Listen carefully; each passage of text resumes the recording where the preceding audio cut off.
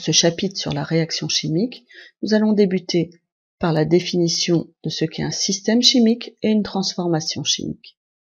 Un système chimique est un échantillon de matière. C'est en fait l'ensemble des espèces chimiques présentes dans le milieu réactionnel.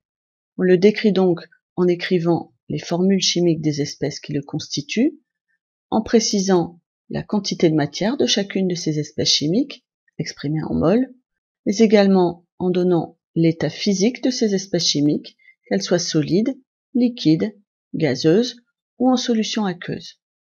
On précise également les conditions expérimentales dans lesquelles le système se trouve, c'est-à-dire la valeur de la température et de la pression. Au cours d'une transformation chimique, ce système évolue. Il passe de son état initial à son état final. L'état initial du système est défini comme étant l'état dans lequel il se trouve lorsque les réactifs ne sont pas encore en contact les uns avec les autres. L'état final, lui, est défini comme étant l'état dans lequel plus aucune évolution du système n'a lieu. Prenons l'exemple d'une réaction entre une solution de sulfate de cuivre et une solution d'hydroxyde de sodium. Nous allons décrire le système dans son état initial. La solution de sulfate de cuivre fournit des ions cuivre, Cu2+, ainsi que des ions sulfate, SO4-. La solution d'hydroxyde de sodium fournit, elle, des ions hydroxyde, HO-, et des ions sodium, Na+. Tous les ions sont en solution aqueuse, et les conditions de température et de pression dans lesquelles ces espèces chimiques sont présentes dans le système sont des conditions dites normales de température et de pression, c'est-à-dire une température de 20 degrés Celsius et une pression atmosphérique. Lorsque tous ces réactifs sont mis en présence les uns des autres, le système évolue, et nous serons dans l'état final du système lorsque nous n'apercevrons plus aucune évolution de ce système. Dans cette transformation, nous pouvons apercevoir la formation d'un précipité bleu turquoise d'hydroxyde de cuivre 2, CuOH 2 fois, solide, qui sera donc présent dans l'état final. Il y aura également la présence soit d'ions cuivre 2, Cu2+, soit d'ions HO-, suivant que les ions cuivre 2 n'ont pas totalement réagi ou que ce sont les ions HO- qui n'ont pas totalement réagi. Il restera également des ions sulfate et des ions sodium.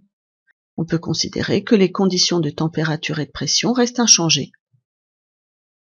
On peut donc en déduire que lors d'une transformation chimique, la quantité de matière des réactifs diminue au fur et à mesure qu'ils réagissent entre eux. Celle des produits, elle, augmente. À l'état final, un réactif totalement consommé, c'est-à-dire qui a totalement disparu, est appelé un réactif limitant. Effectivement, la disparition de ce réactif entraîne l'arrêt de la transformation chimique. On dit que ce réactif limite la réaction. Reprenons l'exemple de la réaction entre la solution de sulfate de cuivre et celle d'hydroxyde de sodium. Nous avons déjà défini l'état initial et l'état final de ce système.